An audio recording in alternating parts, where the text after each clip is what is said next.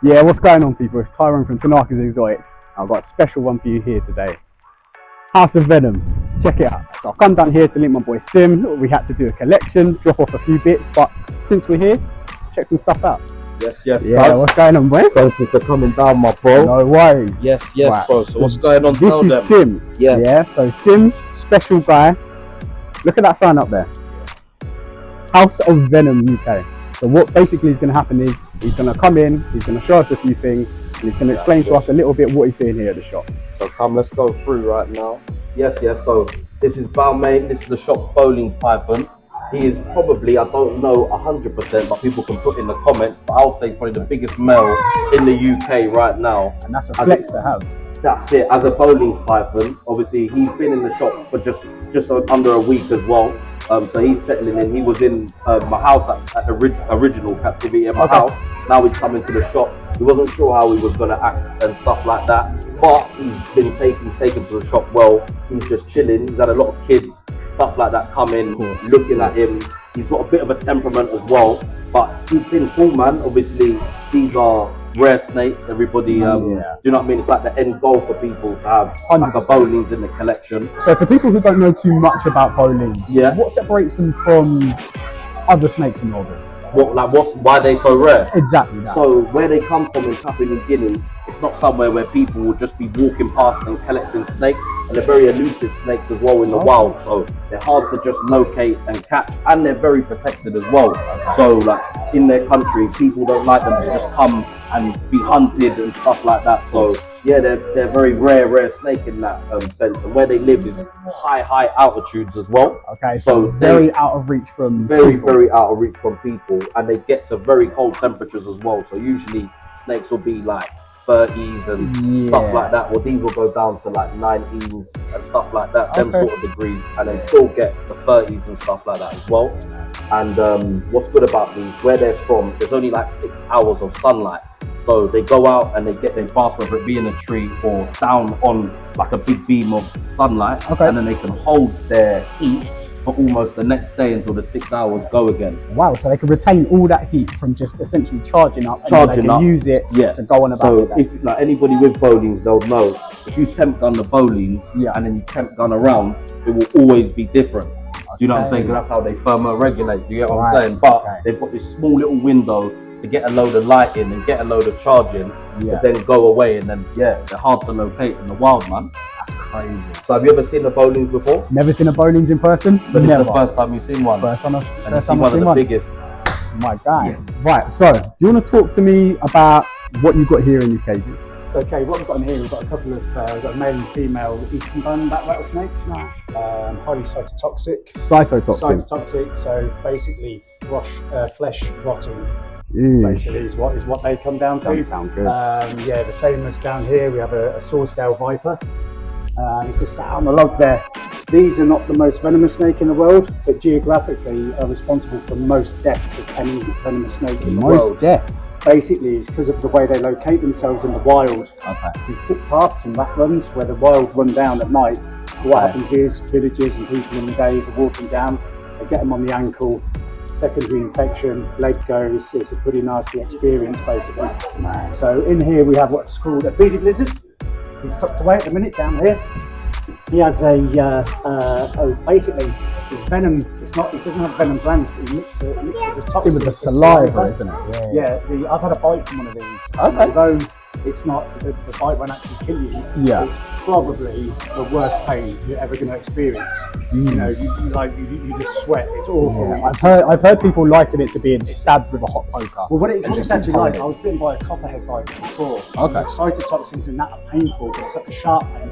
This is like a pulse.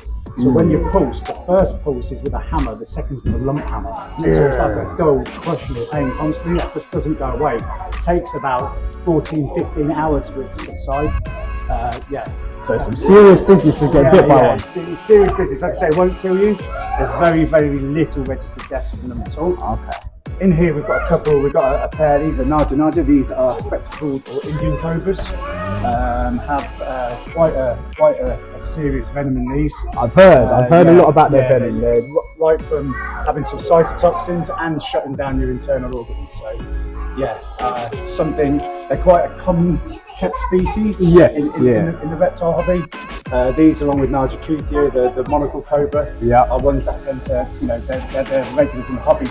But for me, as a cobra, these have a really fantastic display. They don't look it right now when they're down, but when they hood up, they have this beautiful purples and things come out in between the scales and a huge specks on the back, and they really are a stunning species. With like a big crown for a hood, where the monocle cobra is slightly more like the king. These have a real big display on them. So for those who don't know too much about cobras and stuff like that, what size do normally cobras get to, depending on species? This species average on it is about between 4.5 to 5 foot. I have seen them at 6.5 foot. Nice. Seen some of them, they hood from about here. Angry ones up to about here, so they can get crazy. Yeah, they can come up quite high. Most of it is all show. When they're on the floor and they're looking to strike and you see them strike down, 9 times out of 10, that's just a warning. These guys don't want to get rid of their venom. No, of course. Because to replenish their venom is the same sort of thing as us having a common cold or a flu. So to regenerate their venom is difficult for them, so they don't want to waste it. Of course. So most of the time they just butt, and they come down, they'll butt you. But obviously you don't want to give it. The chance. Exactly. These are snouty cobras. These are species from Africa. Now these do get quite big. I've had some of these before, weighing between 4.5 to 5 kilos. Kilos? Yeah. Wow. So they can grow quite big. These are quite a nice blue colour on these ones. Yet again, standard cobra venom. Standard. You just basically want to avoid them. These can be quite aggressive in the wild. In captivity, generally quite a docile snake. Getting them to hood up, they very rarely do it. The same as a lot of cobras, they just want to get away from you. Of course. They just want to get away from you. So that's what we've got going on the bottom here. This here, we've got a Samar cobra. He's put down at the back there. He's a stunning cobra. And basically he spits, but spits very rarely. Spits very rarely. Yet again, venom's precious to them. They're not like the Mozambique spitting cobra that has a massive venom yield. You can't actually see them. She's actually an adult and she's only about this big. They're quite a small species of cobra, but they're pretty to look at. So they do want to preserve their venom. Of course. Moving on to these guys. These are Dendroaspis viridis. These are western green mambas. These are captive bred babies. This one from 2023 and these early 2024 carry a very, very savage neurotoxin inside them. Which is pretty much going to shut your organs down ASAP.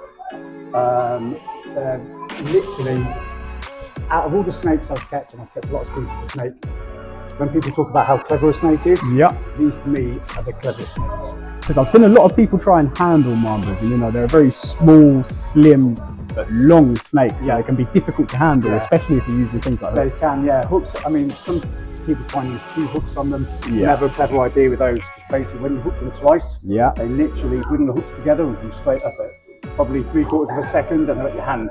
Always a tail. Most people use the M1 tongues on them. So the padded tongues and get them around the back of the head, pick them up and do what they need to do with them. I try not to use tongues unless absolutely necessary. Because, it's not a good thing. But I mean, you can tell with the way that their body is built. Would you say that is for just climbing through trees as quickly as possible? Yeah, it's literally for they're practically fully arboreal where they live. It's very rare they actually do come onto the ground to feed. They can do when they come into like habitats where there's rats and stuff on the floor, but they get most of their food basically from the trees. So obviously they have a normal stock down there. Moving on to have a little look at this guy, displaying the colours. You like that one? Yeah, man. So moving on to the last guy. This is my boy Lecter. So he is a Sumatran King Cobra. He's about 4.5 meters long. Recently got him literally last week. I did have another Sumatran King Cobra that I sold last year to a guy in Greece. But I managed to get a replacement one in. He's got a really good temperament on him inside the viv. Out of all of our kings, he's able to stay in the shop because he's calm. And otherwise I've had a lot of kings before they've just hood up and smashed the glass down into their face. Obviously, toxins inside one of these. One bite from one of these, big enough to kill an elephant. Although they're not the most toxic snake, it's their venom yield. Their venom yield is huge, and it's the venom yield that basically you'll be looking at a heart attack within about 25 to 30 minutes with a full venom wound. So That's crazy. necrosis as well. You'll be losing fingers and digits if you do live through the bite. So yeah, they do have quite a complex venom. Okay. So correct me if I'm wrong, but King Cobras, they're not a true cobra, are they? So the Latin name for it is Ophiophagous hanna. True cobras are under Naja. Yeah. Obviously, Ophiophagous is Latin for snake eater. Okay. And their main diet is obviously other snakes. Yes. They will go for lizards, and sometimes I do believe to see them go for birds, but mainly their main diet is snakes. But all he eats is snakes. That's his main diet. That's crazy. King Cobras. Yeah. Yeah, they're amazing. Which are literally probably my favourite snakes. Yeah. Yeah. 100%. Yeah, we've not done much work with him yet. He's only been in the shop for like just under a week. Okay. So over the coming days, he'll be out a bit. We'll see his behaviour, see how he is. Right now, he's been quite happy with traffic and everything else. Yeah, settling into the shop well. And he seems to be fine. Good. He's still got his miserable face on him, but he seems to be doing well. So fingers crossed over the coming weeks we can do a bit more content with him and see his behaviour. Perfect. Hey, he's hooding.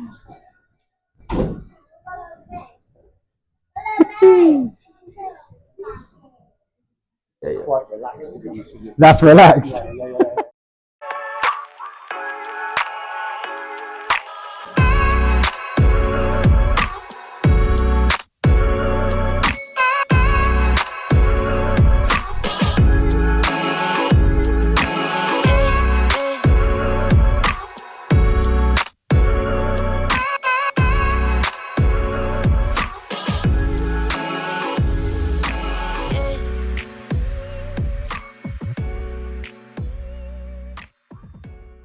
Yes, cuz. So yeah, broski, what did you think?